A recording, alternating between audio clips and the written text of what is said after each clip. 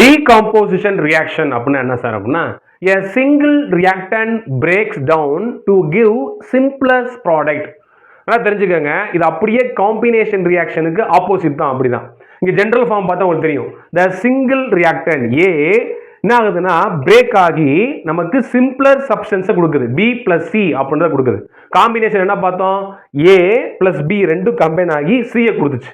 இங்க என்ன ஆகுது, அப்படியே ரிவர்ஸ் பாருங்களேன். ஒரு சிங்கிள் சப்ஸ்டன்ஸ் பிரேக் ஆகி நமக்கு ரெண்டு இல்ல அதுக்கு மேற்பட்ட ப்ராடக்ட் கொடுத்துச்சு அப்படின்னா அதுதான் டீகம்போசிஷன் ரியாக்ஷன்.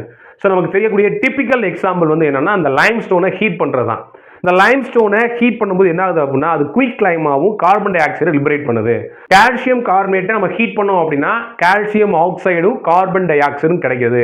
ஸோ இந்த சிங்கிள் சப்ஸ்டன்ஸ் பிரேக் ஆகி நமக்கு 2 or more சப்ஸ்டன்ஸை கொடுக்குது. ஓகேவா? நெக்ஸ்ட் எக்ஸாம்பிள் பாருங்க. ஃபெரஸ் சல்ஃபேட்டை ஹீட் பண்ணீங்கன்னா நமக்கு ferric oxide, sulphur di oxide, sulphur try oxide பாத்தீங்களா, மோர் தென் 2 ப்ராடக்ட் கொடுக்குதா.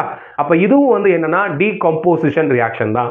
அப்புறம் லெட் நைட்ரேட், லெட் நைட்ரேட்டை ஹீட் பண்ணோம்னா நமக்கு let oxide, nitrogen di oxide, oxygen கிடைக்கும். லெட் நைட்ரேட் நம்ம ஹீட் பண்ணோம் பாத்தீங்கன்னா நமக்கு ப்ரௌன் கேஸ் லிபரேட் ஆகும். ஸோ அந்த ப்ரௌன் கேஸ் லிபரேட் ஆக காரணம் வந்து என்ன, நைட்ரஜன் டை ஆக்சைடு தான் காரணம். அது லிபரேட் ஆகும்போது நமக்கு ப்ரௌன் கலர்ல கிடைக்கும். ஒன்று நோட் பண்ணிக்கோங்க.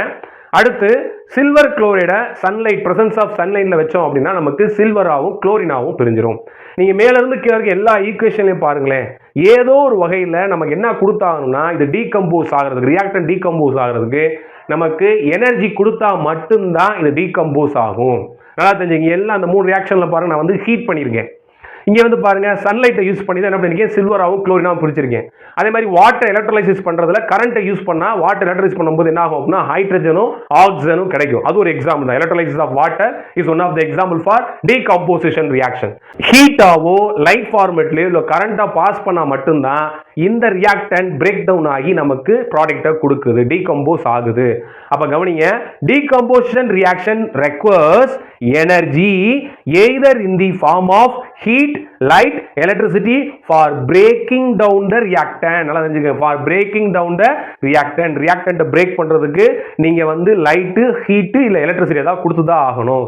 அப்ப இது எந்த கேட்டகரி கீழ வருது அப்படின்னா எண்டோதெர்மிக் ரியாக்ஷன் கேட்டகரியில வருது. பாருங்க, reaction in which energy is absorbed are known as endothermic reaction.